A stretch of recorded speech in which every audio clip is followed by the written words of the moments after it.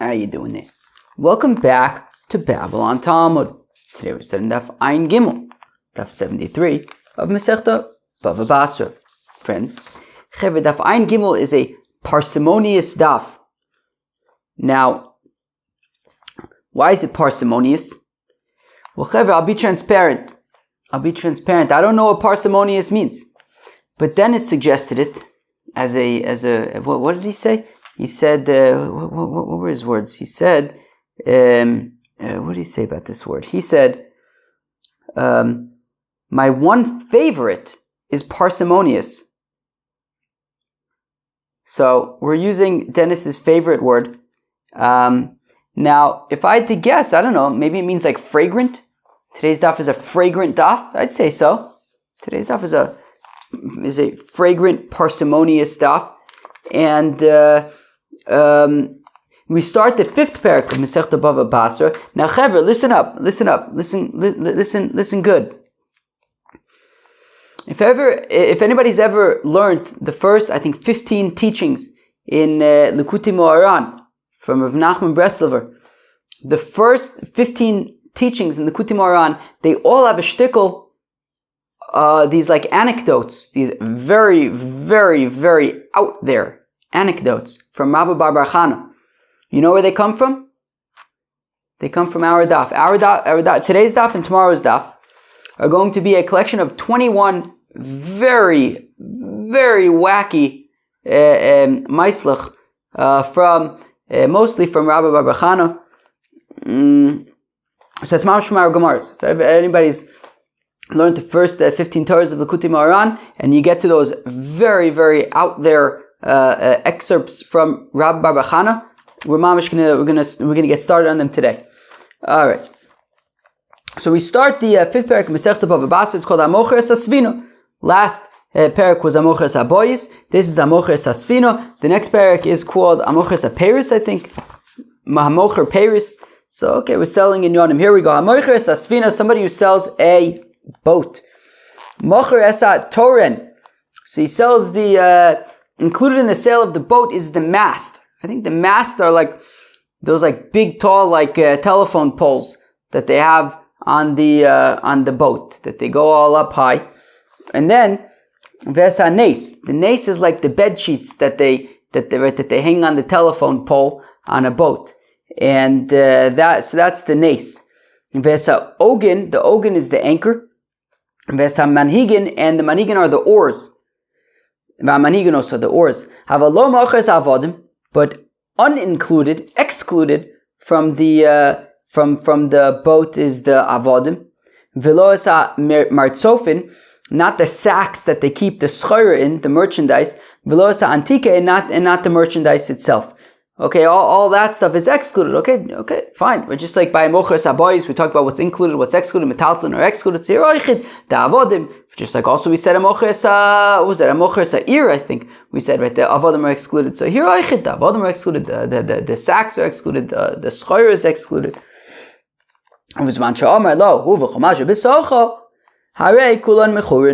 Now if he says, I'm selling you the boat and everything that's in it, so then everything's included, the avodim, the scheuer, the sacks. Zogt de Gemore, Toren Iskaria. The Toren is the telephone pole. The technical term is called a mast, but a mast is a telephone pole that they put on the boat. It goes up nice and tall. V'chein omer, similarly says, Erez milvanon lakchu lasas Toren alecha or alayich, that they took a cedar from Lebanon, right? A cedar from Lebanon. Lebanon is I live in Eretz Yisrael, Baruch Hashem. And Lebanon is to our north, and well, they have a tree on their flag, right? Is that a cedar tree? But ours is Levanon. Ours is Levanon, Abiri Ater. Lakhu lasas turn alayich to make a mast. V'gam so nes the bed sheets, idra, the bed sheets that you put on the mast. V'cheinu omer, by the way, also known as sails. V'cheinu omer, and similarly it says, Sheish berikma mimitzrayim oya mifreshach lios lach lines. I don't know, you like embroidered things, and then it was a bedsheet. Well, a sail. Ugin, anchors. Tani Reb Chia taught elu oginin shela, the anchors. V'chein omer, and similarly it says by Rus, halahin tisaberna. Naomi says to Rus, right after her sons died, what was that? Machlon and Kilion, right? That was them, right? So they died, and then Rus, right? Rus dov kaba. And anyways, so Naomi says, look, you should move on. Even if I had new babies now, halain tisaberna, were you going to wait for them? Hadasher yigdalu till they grow up. Halain te'agena, are you going to be like an anchored? Are you going to be anchored until they levil te'ayos lish and be stuck here like an anchor and not be with anybody else while they're growing up? So we see that an oigen is an anchor. Manhigin, what are the manhigin? Amar Abba Elam Hamishotin. These are the oars, Shela. V'chein omer, similarly says, Alonim mibashan asu mishotayich. So your oars are from oak trees from the bashan. V'ibay sema me'acha, alternative from here, v'yardu me'oniosem koltov se mashot. And they will, go down from their boats, everybody who's holding on to an oar. Taner Rabbanan Avosad, hamochres asvina mochres iskila v'sabor amayim. Somebody who sells a boat, he also sells the gangplank. What the heck is a gangplank? Is that like in Peter Pan, when they make you walk the plank? Is that what is it? Is that the gangplank? All right, why not? Vezbor amayim, and the reservoir of fresh water that they would use for drinking. Shebesocha. Reb Nosson says, Reb Nosson amoches asvina. Somebody sells a boat. Moches abitzis. Yoichet sells the bitzis. Sumches amoches asvina moches adugis. Sumches says if you sell the boat, you sell the dugis. Rava bitzis anudugis. Rava says a bitzis and a dugis are the zelbazach. Same thing. Apparently, it's some kind of like small boat that you would go from the bigger boat and you would go to shore on like a smaller boat. I read, I can't remember when, last year, 2 years ago, I read the biography of Reb David Ben Gurion, and he explains that when he arrived in Eretz Yisrael, I think it was 1906, 1907, and when he arrived to Eretz Yisrael, he described how they got off the boat and they went to Jaffa, and there was an Arab fellow whose job it was to, who was like, they got off the big boat, they went to a small boat, and then he would kind of take them to the dock. So I guess that was a dugis. Reb Nosson Bavla Havakarila Butzis. Reb Nosson, who was a Babylonian, Reb Nosson Abavli, so he called it a butzis. K'damrin she butziasa demation. Okay, the butziasas of Meashan. Okay, Sumchas the by Eretz Yisrael Karila Dugis, and Sumchas from Eretz Yisrael call it Dugis to the Kedichsev Achrischin and Besiros Duga. All right, it's a Dugis. So I guess David Ben Gurion he disembarked onto a Dugis. All right, Chevre, here we go. Here come I told you, these anecdotes, these shtiklach are out there. Okay, you've been told twice. Amar Rabba, says Rabba, so this seems to be Rabba Bar Chana. Those who go down to the sea, the seafarers told me, that a wave that sinks a ship, there will be a little white spark at the top at the peak of the wave. And what you got to do is, I guess, you got to hit it with a staff, that it's etched into the staff, Eke asher Eke, Ka, and Hashem Tzvakos, Omen Selav, I guess you etch into the staff, Eke asher Eke, Ka, Hashem Tzvakos, Omen Selav, V'nayich, and I guess, I don't know, what do? You throw it in, you give it a knack, something, and then the waves chill out. Amarabba says Rabba Barbachano, Ishtoli Nachusayama, the seafarers told me, Ben Gal Legal Tzosmea Parse, that between each wave is 300 parses. Viruma de Gala Tlos Mea Parse, and the height of a wave is 300 parses. Zimnachada, one time, Hava Azlinon Beorcha, I was traveling. I don't know, who's this? Is Rabba saying this, or is the seafarer saying this? I don't know. Does it say? I don't know. Dalina Gal. Okay.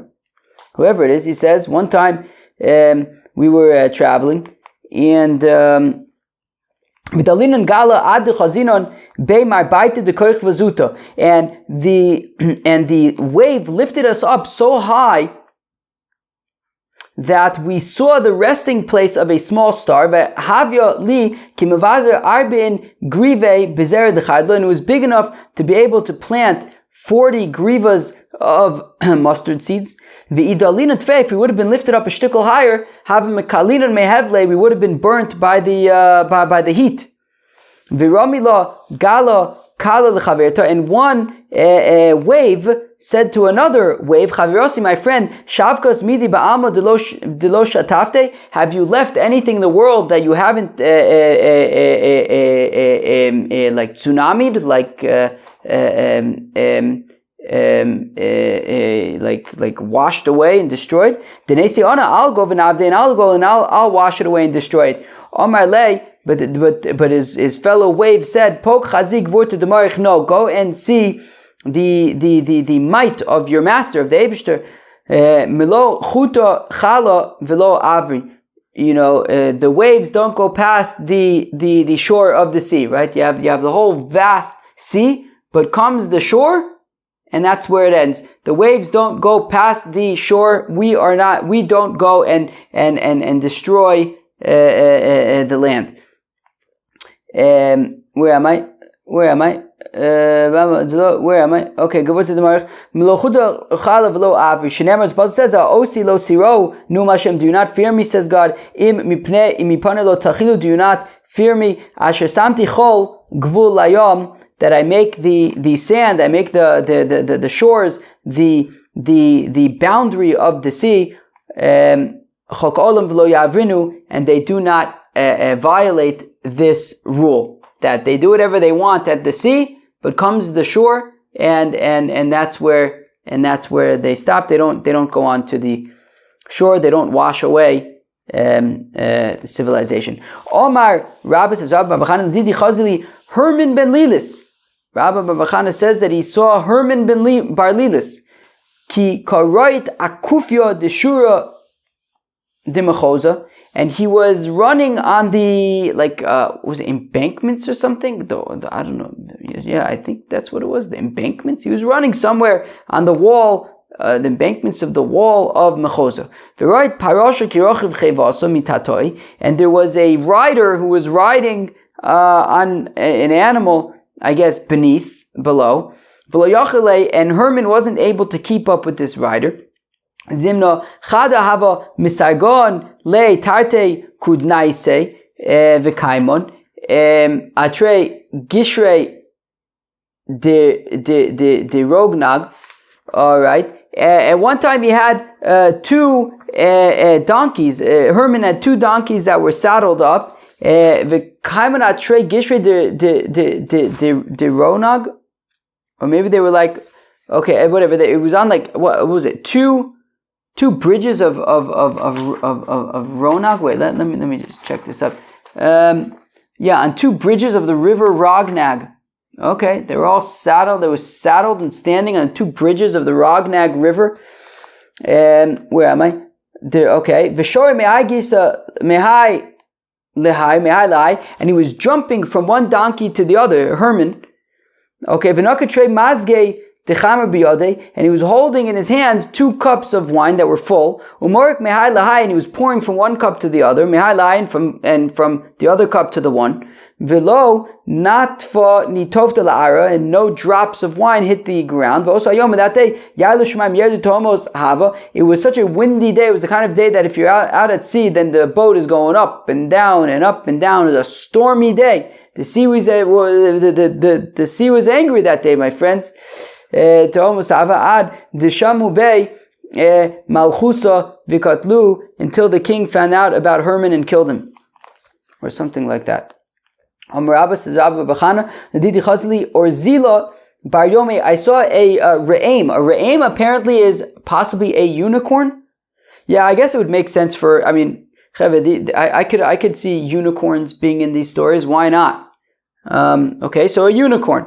Okay. So Chazli or Zila Bar Yome, I saw a 1-day-old unicorn. The Avo Kehar Tover, that was as big as Har Tover. V'Tover Kama Have. How big is Har Tover? Arba Parse, 4 parsos. Umeshachad the Tzavre Tlosa Parse. The length of its neck was 3 parsas. Uve Marbaita. Wait 1 second. Yeah, okay. Uve Marbaita Deresha Parsa. And the place where its head rests upon was like Parsa Ufaga, Parsa and a half. Rama Kufta. And then it excreted excrement, and it dammed the Jordan River. All right, fine. I saw a frog. Daviki Akra Dagronia was as big as the city of Hagronia. Akra Dagronia Kama. How big is Hagronia? Shisin Bate, 60 houses. A frog that was 60 houses big. Also Tanina Bala, but then a sea monster came and it swallowed up the frog. Also Pushkansa, and then a female raven came. Uval Tanina, and the female raven swallowed up the sea monster. Visolik Yosef Beilano, and then the raven went and sat on a tree. After swallowing up a sea monster that swallowed up a big old frog, it went and sat on a tree. Go and see how strong that tree must be. If I wasn't there, lo hemni, I wouldn't have believed it unless I saw it with my own eyes. One time we were traveling on a boat, we saw there was a fish. We saw that there was some kind of creepy crawly thingy in his schnaz. And then it died. And the water washed it up on the shore. And washed up on the shore. And when that happened, it destroyed 60 cities. But 60 other cities ate from it the flesh of the fish. And another 60 cities salted the flesh of the fish. Salty fish, they added for Kiddush and Shabbos, v'shtickle schnapps. Umalu mechad galgala de'ene. Maybe that's where the minig of salty fish came from. I don't know, maybe from this maisa. Umalu mechad galgala de'ene tlos mea gaive mishkan. From one of its eye sockets, they filled up 300 barrels of oil. We came back a year later that they were using the bones. They were sawing off the bones and using the bones to construct huts. And they were going to rebuild these towns that were destroyed by this fish. Wow, using the fish itself that destroyed the towns, using its own bones to rebuild it. It says, one time we were traveling on a boat. We saw a fish. That there was sand on the fish. We saw a fish and there was a bunch of sand. And a meadow sprouted on top of the sand that was on top of the fish. So we thought that it was a dry land. It was a little island in the sea, maybe. So we got off of our boat, and we were baking, and we were cooking agabi on top of this. What we thought was some land, but it was actually a fish. And then when everything got all hot because we were cooking on it, so the fish turned over. And if not for the fact that our boat was right nearby, we would have drowned. One time I was traveling on a boat with Sagoy, Sfinto ben Shitza l'Shitza the Chavra, and there was, I guess, a fish that has like 2 fins. Okay. Well, I guess every fish has 2 fins. Okay, so it's traveling between the two fins of the fish, plus a yomer plus a leilvas. For 3 days and 3 nights, the boat was traveling between the fins of the fish. Now, we were going in opposite directions. The fish was swimming against the wind, and we were traveling with the wind. And if you're going to say, well, we were traveling very slowly, not true. Avdimi came. Omri said that in the amount of time that it would take to heat up a pot of hot water, misagya shisin parse. In that time, the boat traveled 60 parses, which is very far in a short amount of time. So we were actually zooming, we were speeding. Vishadi parsha geira v'kodma lay, and an archer shot an arrow, and we were faster than the arrow. BavaBasra says that fish was a gildana diyama avoy disle trei shaise, that it has these two fins, I guess at the top, maybe like on its back or something. All right. BavaBasra says one time we were traveling on a boat. We saw there was a bird. We saw that there was a bird that was standing up to its ankles in water. And its head was in the sky. Its ankles were in the water. It was in water up to its ankles, and its head was in the sky. And we said, Leko Maya, it must be that the water is not that deep, that the water must be shallow. It's only up to the ankles of the bird. Uva'inon lechos la'akuri nafshin. So we thought to take a shtickle dip, to get off, to enjoy ourselves a shtickle. We go to the mikveh. V'nofak bas kala v'omarlon, but a voice, a heavenly voice emanated and instructed us, Lo techosu hocha, do not disembark, do not get off of the boat. The naflas le chatzitza levarnagra hashev shnei. 7 years ago, a carpenter lost his axe over here, that it went overboard. V'lo kamacha ha'ara. And the axe has still not reached, 7 years later, has not yet reached the bottom of the sea. And it's not just because it's very deep, but because this water is actually extremely violent and dangerous. It's just been thrown around this axe. Do not get off of the boat. Rav says, Rav, how is Ziz Sodai? That bird is what's called a Ziz Sodai u'dichsev v'Ziz Sodai imodi, that the Ziz Sodai is with me. BavaBasra says, one time, we were traveling in the desert, and we saw geese. They were so fat and so fatty that their feathers were falling out because it was so fatty. And